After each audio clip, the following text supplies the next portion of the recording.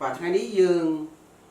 បានរៀនភាសាអង់គ្លេសđó គួរដឹងអំពី present continuous យើងបកខ្មែរមកប្រយោគបច្ចុប្បន្នកាលកំពុងបន្តអញ្ចឹងមើលប្រយោគមួយនៅក្នុងភាសាអង់គ្លេសគឺមានទម្រង់ចំនួន4ទម្រង់ទី1គឺ affirmative ទម្រង់ទី2 interrogative ទម្រង់ទី3 negative ទម្រង់ទី4 interrogative ឥឡូវនេះយើងចាប់ផ្ដើមរៀនអំពីទម្រង់ស្របទម្រង់ស្របអង់គ្លេសឲ្យឈ្មោះ affirmative form ពេលខ្លះយើងអាច form យើងអត់ទៅសេ form ក៏បានដែរយើងដាក់ affirmative sentence ក៏បានដែរកាលណាយើងដាក់ sentence យើងបកថាប្រយោគស្របកាលណាយើងដាក់ form យើងបកថាទម្រង់ស្រប form មកបកទម្រង់អញ្ចឹងទម្រង់ស្របរបស់ present continuous យើងមើល form នៃ subject plus is AMR plus verb ing plus subject ពេលខ្លះយើងទៅសេ adverb of continue ឬ adverb of time ខាងក្រោយវាមានដូចជា now at the moment just now គេអាចទៅសេខាងក្រោយក៏បានដែរប៉ុន្តែសារប្រយោគហ្នឹងខ្ញុំដាក់ at the moment just now right now វាវែងពេកដូច្នេះខ្ញុំសរសេរកាត់ត្រឹមហ្នឹងបាទអញ្ចឹងយើងក៏លេខមើលថាប្រធានបូកជាមួយនឹង is AMR បូកជាមួយនឹង verb ing បូកជាមួយនឹងកម្មបត្តិអញ្ចឹង is AMR នេះយើងបូកជាមួយនឹង verb ing យើងបកថាកំពុងអញ្ចឹងក៏លេខមើលនេះប្រធានណាខ្លះដែលប្រើជាមួយនឹង is ប្រធានដែលប្រើជាមួយនឹង is នេះគឺមានប្រធាន he she it ប្រធានដែលប្រើជាមួយនឹង am មានប្រធាន I ប្រធានដែលប្រើជាមួយនឹង are គឺ we you they ម្ដងទៀតប្រធានដែលប្រើជាមួយនឹង is គឺប្រធាន he she it ប្រធានដែលប្រើជាមួយ I គឺប្រធានដែលប្រើជាមួយ am គឺ I ប្រធានដែលប្រើជាមួយនឹង are មាន we you they បាទយើងចាំអញ្ចឹងអ្នកដែលទើបតែរៀនភាសាអង់គ្លេសគឺខ្ញុំបញ្យល់សម្រាប់អ្នកចេះហើយគឺអត់បញ្ហាទេប្រធានប្រភេទណាប្រើជាមួយ is ប្រធានប្រភេទណាប្រើជាមួយ am ប្រធានប្រភេទណាប្រើជាមួយនឹង are អញ្ចឹងសម្រាប់អ្នកដែលចេះតិចតួចអញ្ចឹងនៅក្នុង subject យើងមាន he she it I we you they អញ្ចឹងបើសិន he she it អាចទាំង3នឹងប្រើជាមួយ is ហើយចំណែក I ប្រើជាមួយ am ចំណែក we you they អាចទាំង3ហ្នឹងប្រើជាមួយ are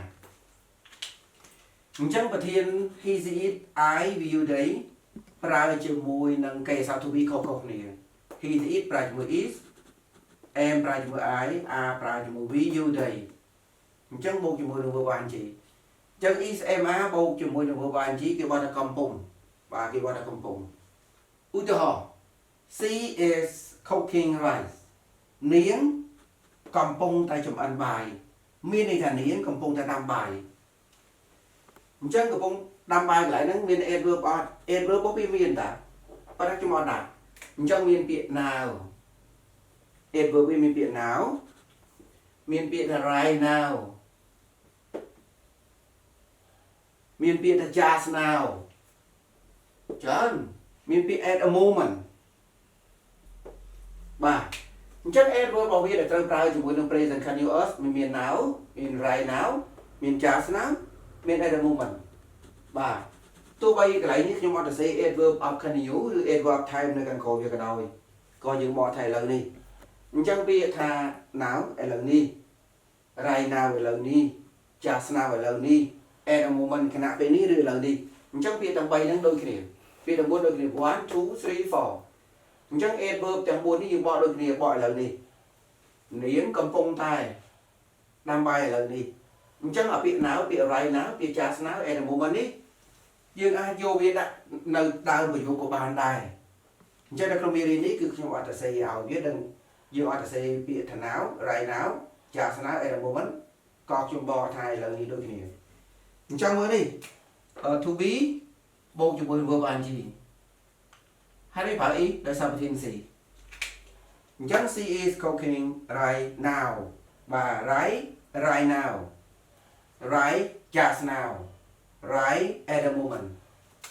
នាងកំពុងតែឬគាត់កំពុងតែដាំបាយឥឡូវនេះអញ្ចឹងប្រយោគនេះគឺជាប្រយោគ continue បន្តិចទៀតខ្ញុំឲ្យនិយមន័យពាក់ព័ន្ធជាមួយប្រយោគ continue តើប្រយោគ continue គេប្រើនៅពេលណាខ្លះយើងមាន definition របស់វាបាទអញ្ចឹងយើងចាប់ដើមរៀនបាទ បន្តិចម្ដងសិន learn step by step please be quiet សូមមេត្តាស្ងៀមស្ងាត់ឥឡូវយើងចាប់ផ្ដើមមើលទាំងអស់គ្នា why don't you stay ហេតុអីបានជាអ្នកមិននៅ why don't you stay ហេតុអីបានជាអ្នកមិនស្ងៀម your teacher is teaching លោកគ្រូរបស់អ្នកកំពុងបង្រៀនប្រយោគនេះគឺជាប្រយោគ simple present ប៉ុន្តែវាជា negative your teacher is teaching ប្រយោគនេះគឺជា present continuous បាទអញ្ចឹងដៃគូរបស់ simple present ដៃគូរបស់វាគឺ present continuous អញ្ចឹងខ្ញុំតបទៅលើកមុនឥឡូវចាប់ផ្ដើមមួយទៀត B ចំណុចទី B បាទចំណុច B interrogative form interrogative form យើងបកថាទម្រង់សំណួរយើងគ្រាន់តែលើក to be ដាក់ពីមុខ subject ជាការស្រេចអានេះគឺ to be យើងគ្រាន់តែលើក to be ដាក់ពីមុខ subject ជាការស្រេចបាទ to be ដាក់ពីមុខ subject ជាការស្រេច is he cooking right តើគាត់កំពុងដាំបាយឬ is COVID-19 growing in United States តើ COVID-19 កំពុងតែកើនឡើងនៅសហរដ្ឋអាមេរិកឬ Are they catching the fish on the side of the stream បាទតើពួកគេកំពុងតែចាប់ត្រី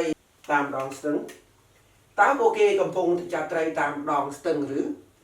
អញ្ចឹងយើងឃើញ they វាជា subject are ជា to be អញ្ចឹងប្រយោគសំណួររបស់ present continuous យើងគ្រាន់តែលើក to be ដាក់ពីមុខប្រធានជាការស្រេចយើងគ្រាន់តែលើក to be ដាក់ពីមុខ subject ជាការស្រេចអញ្ចឹង verb ing នៅដែរ Are they catching the fish on the side of the stream តើពួកគេកំពុងតែចាប់ត្រីតាមដងស្ទឹងឬបាទអញ្ចឹង the side of the stream the same the bank of the stream the brink of the stream គេบอกថាតាមដងស្ទឹងតាមដងស្ទឹងតាមដងបលាយតាមដងព្រែកក៏ប្រើពាក្យហ្នឹងដែរចាំបាទអញ្ចឹងទៅតទៀតតអានេះគឺជាឧទាហរណ៍អញ្ចឹងខ្ញុំឲ្យ form របស់វា is AMR ដាក់មុខ subject plus verb ing plus object plus question mark ទម្រង់នេះគេឲ្យឈ្មោះវាជាទម្រង់ interrogative អានេះគេឲ្យឈ្មោះ interrogative ទម្រង់សំណួរ interrogative form ទម្រង់សំណួរឥឡូវយើងចាប់ផ្ដើមចូលមួយទៀតគឺចំណុច C យើងចាប់ផ្ដើមចូល negative form យើងបកថាទម្រង់បដិសេធយើងគ្រាន់តែ subject plus is plus not អញ្ចឹង short form របស់ is not គឺ isn't short form របស់ am not គឺ am not ដូចគ្នាប៉ុន្តែ am not ឡើយនេះបើយើងលុប a ចោលវាអត់ត្រូវក្បួនទេអញ្ចឹងយើងដាក់ទាំងដល់ are not គឺ are plus verb ing plus object example please go out to go for a walk the sky isn't raining តោះតាក្រៅplease go out to go for a walk តោះតាក្រៅ the sky isn't raining មេឃមិនកំពុងភ្លៀងទេ the sky is subject ចំណែក isn't គឺជា short form របស់ is not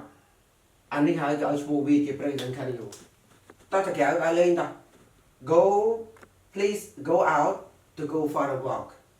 the sky isn't raining បាទមេឃមិនកំពុងភ្លៀងទេ isn't ជា short form របស់វា short form របស់ is not